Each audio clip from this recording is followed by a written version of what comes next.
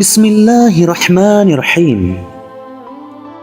Diceritakan dari Abdurrahman bin Zaid bin Aslam, pada waktu berangkat dari Madinah menuju ke Mekah untuk menunaikan ibadah haji.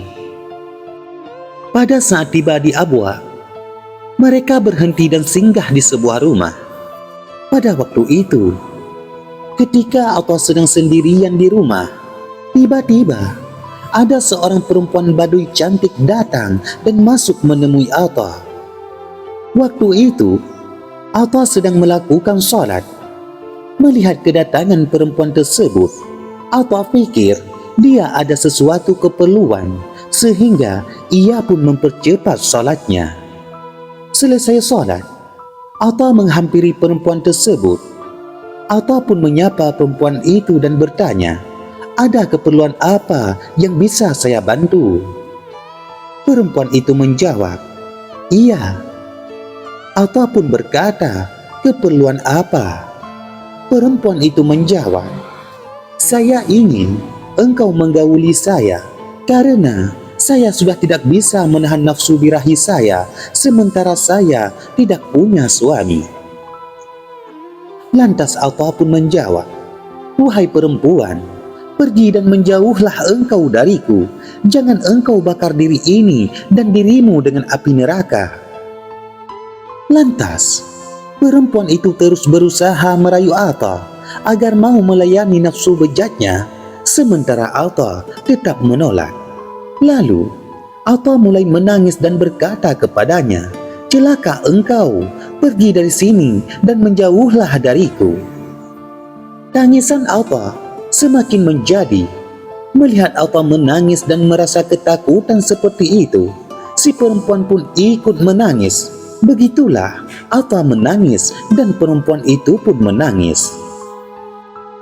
Tidak lama kemudian, Sulaiman datang melihat Atha menangis dan ada seorang perempuan di salah satu sudut rumah juga menangis.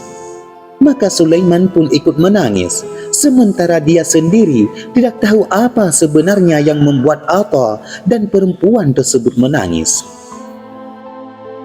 Kawan-kawan yang lain satu persatu pun datang.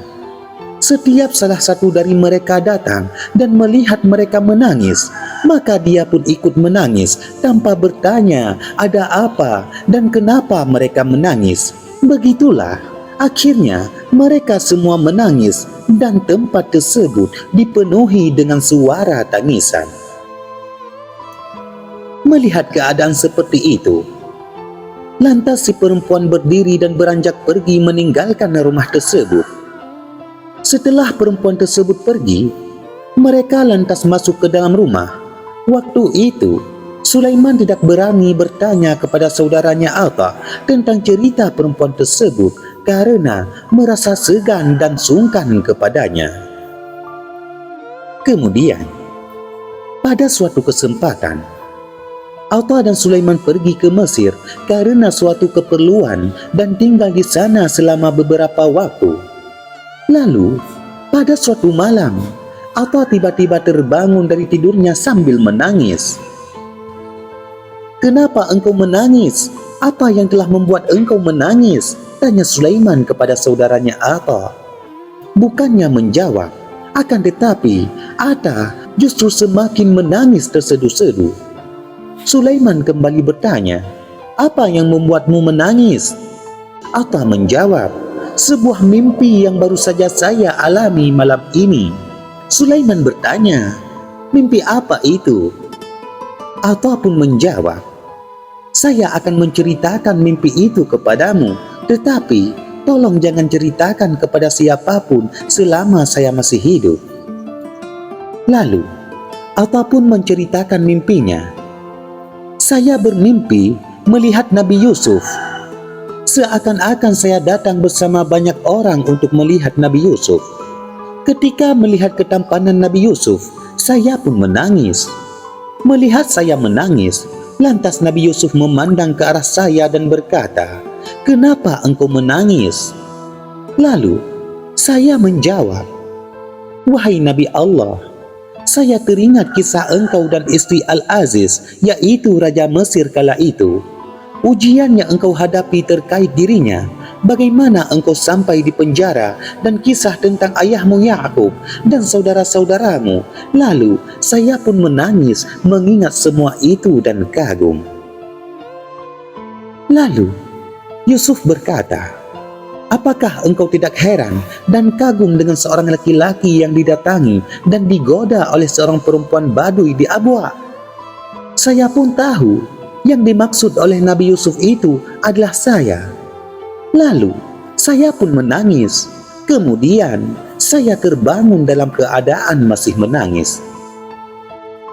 Lantas Sulaiman bertanya kepada Atha, wahai saudaraku, bagaimana sebenarnya cerita perempuan Badui tersebut? Lalu Atha pun menceritakan kejadian tersebut. Selama Atha masih hidup, Sulaiman tidak pernah menceritakan kejadian tersebut kepada siapapun sesuai dengan permintaan Atha. Setelah Atha meninggal dunia, Sulaiman baru menceritakan hal tersebut kepada salah satu keluarga perempuannya. Meskipun begitu, cerita tersebut baru tersebar luas di Madinah setelah Sulaiman bin Yasar meninggal dunia. Demikianlah kisah ini diceritakan oleh Abi Ad-Dunya, yaitu bahwa yang mengalami kisah dan kejadian tersebut adalah Atha bin Yasar. Sementara itu, Mus'ab bin Utsman menceritakan, Sulaiman bin Yasar adalah termasuk seorang pria yang sangat tampan. Pada suatu kesempatan, ada seorang perempuan datang menemuinya dan mengajak dirinya berbuat mesum. Dengan tegas, dia pun menolak. Perempuan itu berkata kepadanya, kemarilah mendekat. Lantas, Sulaiman langsung lari dari rumahnya meninggalkan perempuan tersebut. Sulaiman berkata, lalu pada suatu malam, saya bermimpi bertemu Nabi Yusuf. Dalam mimpi tersebut, seakan-akan saya berkata kepadanya, engkau Nabi Yusuf? Ya, saya Yusuf yang sudah sampai bermaksud melakukan perbuatan itu, sementara engkau adalah Sulaiman yang belum sampai bermaksud melakukan perbuatan ini.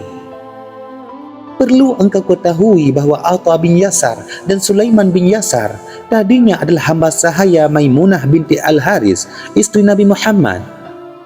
Atha lebih tua dari Sulaiman. Atha mendengar hadis dari Ubay bin Ka'ab, Abdullah bin Mas'ud, Abu Ayyub Al-Ansari, Abu Hurairah, Abu Sa'id Al-Khudri, Abdullah bin Umar, Abdullah bin Abbas, dan Aisyah. Sementara itu, Sulaiman mendengar hadis dari Zaid bin Sabit, Abu Hurairah, Abdullah bin Umar, Abdullah bin Abbas, dan Ummu Salamah. Atha dan Sulaiman sama-sama meriwayatkan dari Maimunah.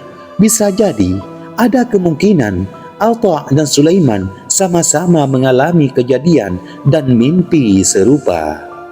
Selanjutnya, diceritakan dari Zaid bin Aslam, ada seorang abid ahli ibadah dari Bani Israel yang beruzlah di sebuah gua yang ada di suatu bukit.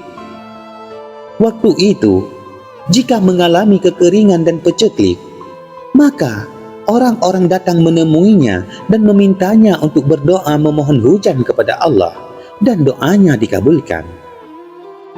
Pada suatu kesempatan, orang-orang datang menemuinya karena suatu keperluan. Ternyata di sana mereka melihatnya sedang duduk sambil memegang sebatang ranting yang dia gunakan untuk membolak-balikan tengkorak dan tulang belulang orang-orang mati. Melihat hal itu, mereka memilih untuk menunggu karena mereka tidak ingin mengganggunya. Beberapa saat setelah itu, tiba-tiba dia berteriak dan jatuh ke tanah. Lantas, mereka pun bergegas menengoknya, tetapi ternyata dia sudah meninggal dunia. Kematiannya itu membuat mereka gempar. Lalu, semua masyarakat waktu itu berkumpul untuk melayat dan mempersiapkan pemakamannya. Tiba-tiba, ada sebuah dipan terbang di udara dan turun di dekat jenazah si abid. Lalu, salah seorang dari mereka berdiri dan berkata, Alhamdulillah, segala puji bagi Allah yang telah memberikan sebuah keistimewaan seperti yang kalian lihat kepada saudara kita ini. Lantas, dia mengangkat jasad si Abid dan meletakkannya di atas dipan tersebut. Lalu, di depan mata mereka, dipan tersebut kembali terbang ke atas dan menghilang. Lalu, ada salah satu orang alim mereka berucap, "Maha suci engkau, betapa mulia dan berharganya seorang mukmin bagimu." Wallahu a'lam bissawab.